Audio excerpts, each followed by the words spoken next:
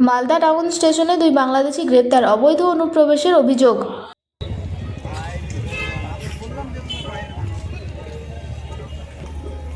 Malda town station চত্বরে সন্দেহজনকভাবে ঘোরাঘুরি করার সময় দুই বাংলাদেশি নাগরিককে গ্রেপ্তার করল গভর্নমেন্ট রেলওয়ে পুলিশ।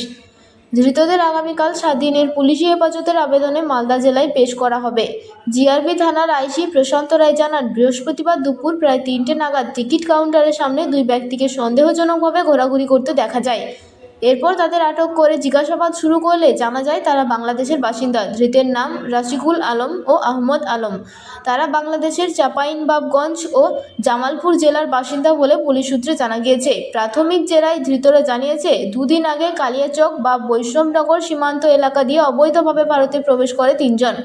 পরে একজন দালাল তাদের ফেলে পালিয়ে যায়। পুলিশের অনুমান, ধৃতরা কাজের সন্ধানে চেন্নাই যাওয়ার পরিকল্পনা করেছিল।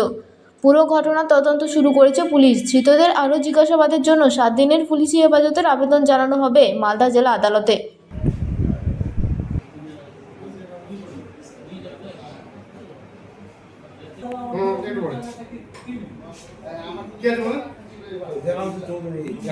দুপুরবেলা আমাদের প্ল্যাটফর্ম পার্টি আর এসওজি পার্টি ওদের কাছে একটা খবর আসে যে বাংলাদেশের লোকগুলো মানে বাংলাদেশ থেকে ইন্ডিয়া এসে ট্রেনে উঠবে এরকম খবর আসে। তো ওটাই ওয়ার্কআউট করতে গিয়ে দুপুর 2:30 নাগাদ 2 জন ব্যক্তিকে আমরা ধরতে পারিয়েছি। তাদের জিজ্ঞাসা করে জানতে পারলাম যে ওদের বাড়ি হচ্ছে বাংলাদেশ। একজনের বাড়ি নবাবগঞ্জ জেলা, একজনের বাড়ি জামালপুর জেলা বাংলাদেশ। ওরা আসছিল এখানে মালদা টাউন স্টেশনে। ওরা এখান থেকে চেন্নাই যাওয়ার ট্রেন ধরে চেন্নাই যেত কাজের জন্য।